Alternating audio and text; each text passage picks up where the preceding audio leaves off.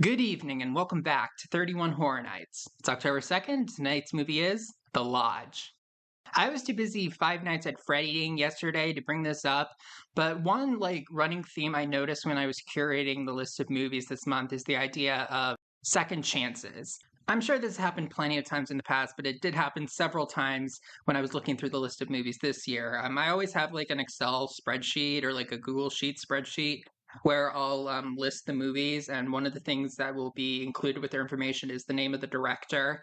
And I realized there were several directors in this one that made one movie I've seen before that I either didn't like or just didn't really care for. And I've seen at this point 200 movies for Horror Nights. They can't all be winners, but sometimes it's possible that I just saw a bad movie or a movie that wasn't for me from a certain director, and that made me not want to watch any more of their movies.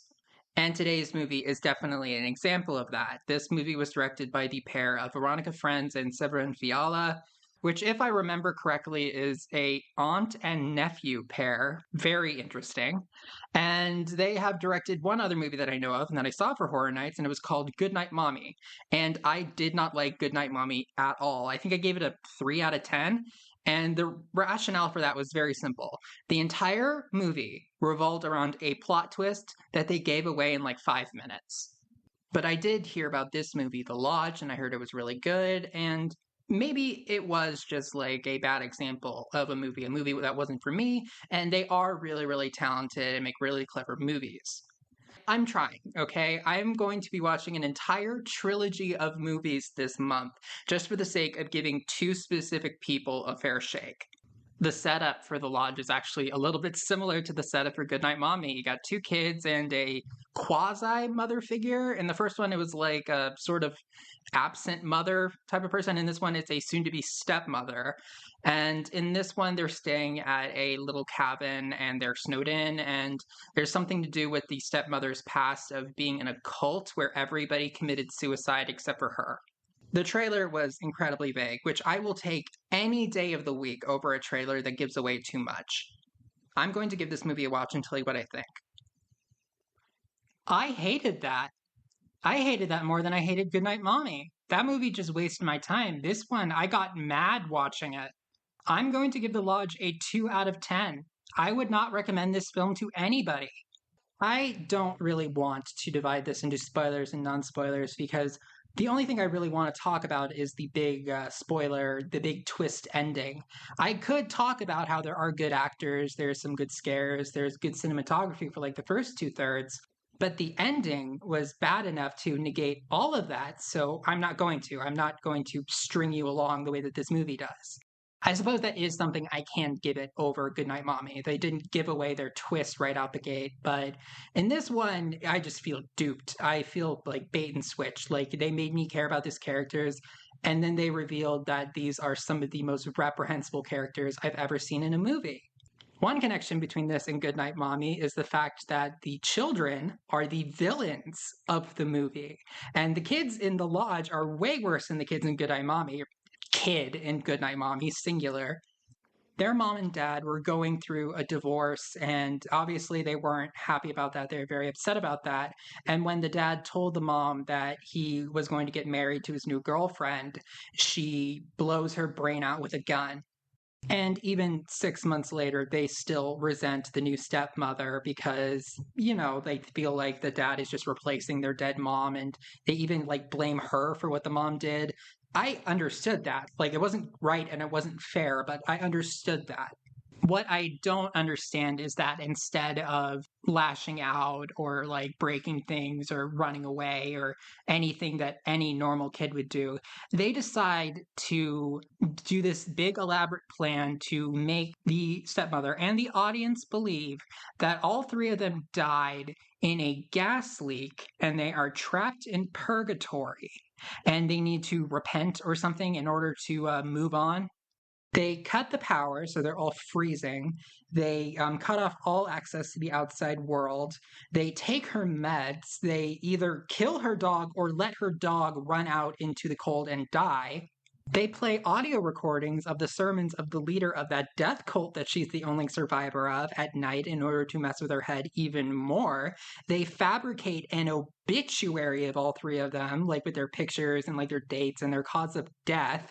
They even do a thing where they make her believe that the son tried to hang himself and it didn't work. He was like hanging by his neck, but he wasn't choking. And I don't know how they did that. I don't think they ever explained how they did that in the movie. I would actually love to know how they managed to pull that off. This is like a complicated, in depth plan. This is a plan so much more elaborate and so much more evil than any kid has any business thinking up.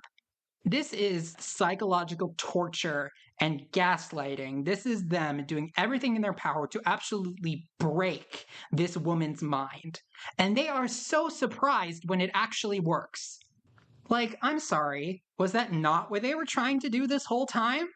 Like, what did they think was going to happen? I suppose they can ignore the fact that there was absolutely no thought given to any sort of end goal because the dad was going to come back in a few days no matter what.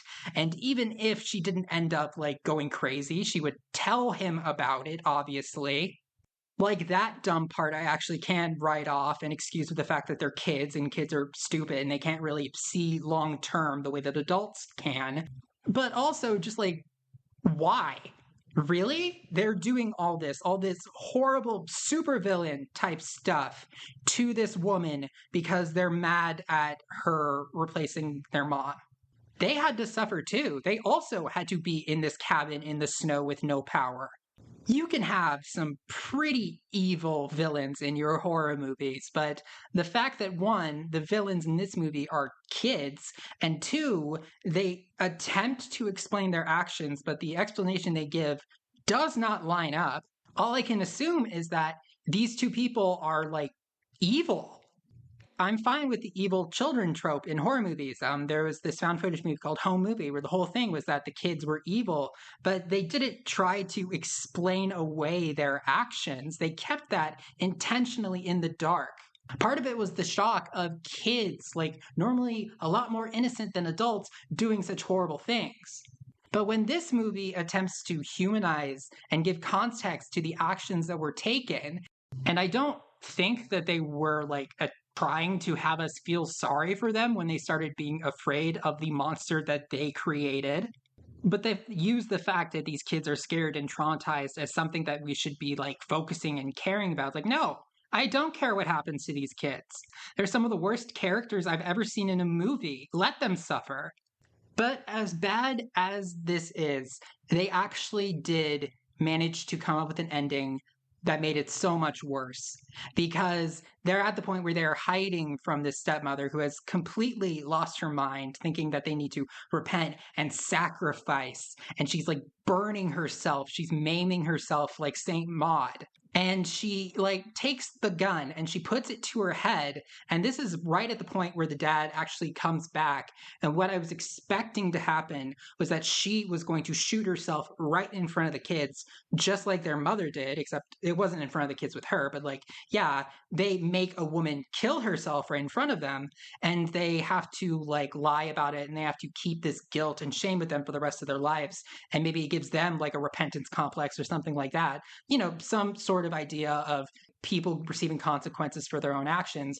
But no, instead, she didn't shoot herself. And when the dad comes back and tries to get the gun out of her hands, she shoots him in the head and he dies. You know, that one person who's totally innocent in this. And then the movie ends with their fate being left ambiguous. But I think what they were trying to imply is that she was going to kill all of them. Apparently, the script went through a big rewrite and they changed the ending because they didn't think that the ending worked. And I would love to know what ending they scrapped in favor of this one. I would love to know what ending they thought would have been worse than this one, except for like her forgiving them and like moving on and then receiving no consequences. There is nothing satisfying about this ending. Yes, this movie is shocking, but at what cost? At the cost of all logic?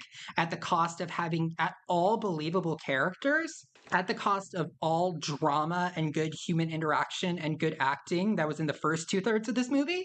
Obviously, me and these two directors do not see eye to eye when it comes to what makes a good twist in a movie. We do not agree about that, and that's fine.